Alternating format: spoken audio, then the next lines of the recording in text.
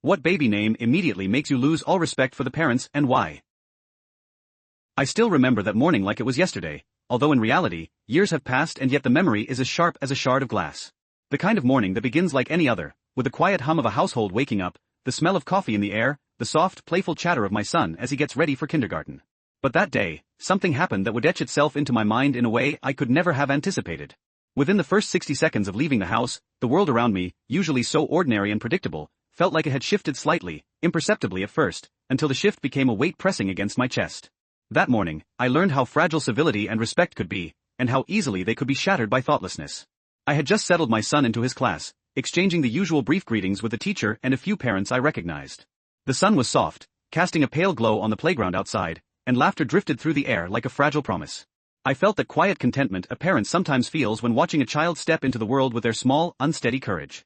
I thought that contentment would last through the day. I thought I could leave and go about my errands in peace. But it didn't. When the time came to pick him up, I arrived a little early, lingering near the playground gates, the cool air brushing against my skin. And then I heard it. A voice calling out, seemingly ordinary at first, warm, familiar, a mother calling her daughter. At first, I didn't pay much attention. Names are plentiful in kindergarten, many of them unusual, many of them strange to my ears. Maybe I misheard. Perhaps it was a name from Eastern Europe, or something poetic, invented by loving parents who wanted something truly unique for their child. But when I heard it again, the sound of it sank into my bones. I froze, the world narrowing around those two words. I couldn't believe it. I couldn't comprehend it. My eyes welled up instantly, a warmth I hadn't expected. It was a name so jarring, so offensive to the very part of me that still remembered the losses of my family, that I cried not just for my own shock, but also painfully, for the little girl whose name it was. The name was Treblinka. Treblinka. It wasn't a whimsical invention. It wasn't a name from a poem or a fairy tale. It was the name of a concentration camp with a devastating history, a camp second only to Auschwitz in the number of lives it claimed.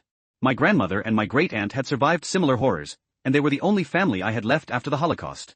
But this year, cruelly, I had lost them both. I had spent years carrying their stories, their memories, their warnings with me, and yet here it was, in a small, sunlit kindergarten, a mother had unknowingly or carelessly named her child after a place that represented unimaginable suffering. I tried to steady myself, to breathe, to find some semblance of composure. I approached the mother casually, as if I had no idea of the storm raging inside me. I asked her gently how she had come up with her daughter's name, hoping to understand, to find some human explanation that would make this shock less sharp. She told me she had heard it somewhere, she didn't remember exactly where, but it had sounded beautiful to her. That was it. There was no malice. There was only ignorance. And yet, the ignorance cut through me like a knife. I realized in that moment how fragile memory is, how easily history can be erased if we do not hold it close. No one in her family, no one at the school, no one who registered the birth had thought twice. No one had realized what the name meant, and what it represented. And the civil servant who approved it, the person entrusted with the oversight of such matters, had failed spectacularly. Respect, once earned through knowledge and diligence, evaporated for me in an instant. As I watched the little girl run across the playground, laughing without a care, I felt a mixture of sorrow and helplessness. She knew nothing of the weight her name carried. She would grow up, and perhaps she would hear the name, and perhaps she would wonder. Perhaps she would ask her parents. But for now, she was simply a child, innocent and unaware, and yet burdened by a choice she did not make. The rest of the day passed in a blur. I thought about my grandmother and my great-aunt, the stories they told me about survival, about remembering, about carrying the past forward so that future generations would not forget. And I thought about how fragile that effort is, how easily it can be undone by thoughtlessness, by ignorance, by a fleeting whim to choose a name that sounded beautiful. That evening, I sat alone in my apartment, my son asleep in his bed, and I wept. I wept not only for the little girl and for my lost family, but for the world we leave to our children. Names are powerful. They are our first gift, the first story we tell a child about who they are and where they come from. And yet, in a single moment, in a single decision, they can become a vessel of oblivion, a failure of memory, a betrayal of history. I reflected on the society we live in, how quickly we move from remembrance to distraction. National commemorations are held, speeches are made, monuments are erected, and yet one mother, one civil servant, one seemingly inconsequential act can undo decades of collective effort. Surely, we know enough about the past, many will say. Surely, the horrors have been documented and remembered. And yet, here was evidence that knowledge without care is powerless. The little girl, Treblinka, continued to exist in her sunlit world, her laughter a fragile counterpoint to the shadows of history. I did not blame her, nor did I blame her mother. I blamed the absence of vigilance, the absence of thought, the absence of care from those entrusted with guiding society's memory. And in that moment, my grief was mingled with anger not at malice, but at indifference. As the days passed, I thought of my son constantly.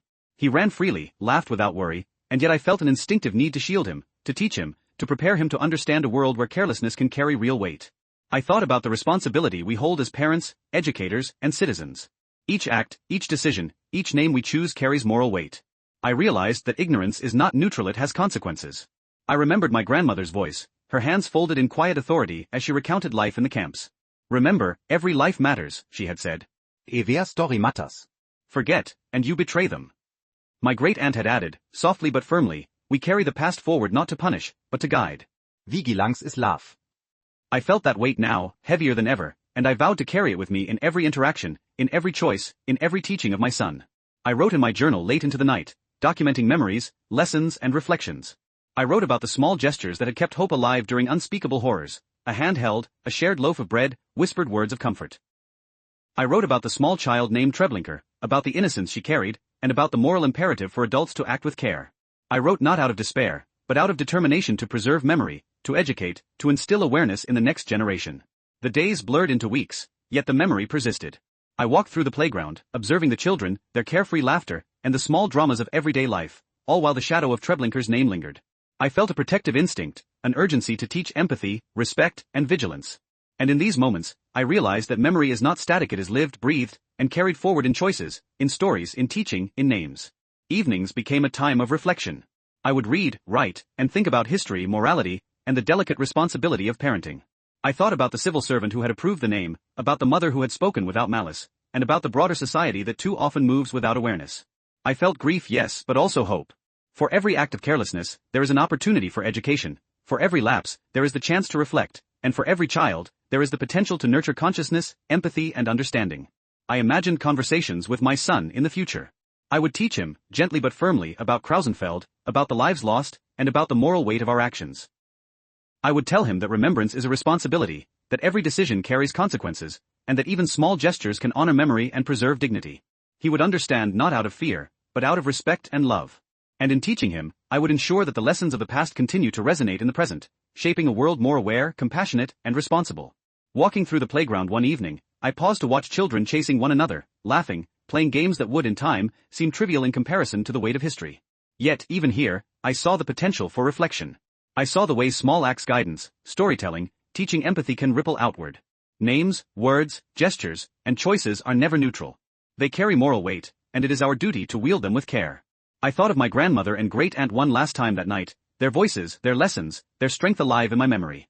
I realized that the future depends not only on survival but on vigilance, on remembering, on acting with moral clarity in even the smallest of moments. And I resolved that I would never allow ignorance to dictate the lives of the next generation without challenge, without education, without awareness. Because if we do not, if we allow thoughtlessness to prevail, if we allow ignorance to dictate the world, then we fail not only our children, but ourselves and the generations that came before us. Thank you for watching. Don't forget to subscribe to Tale.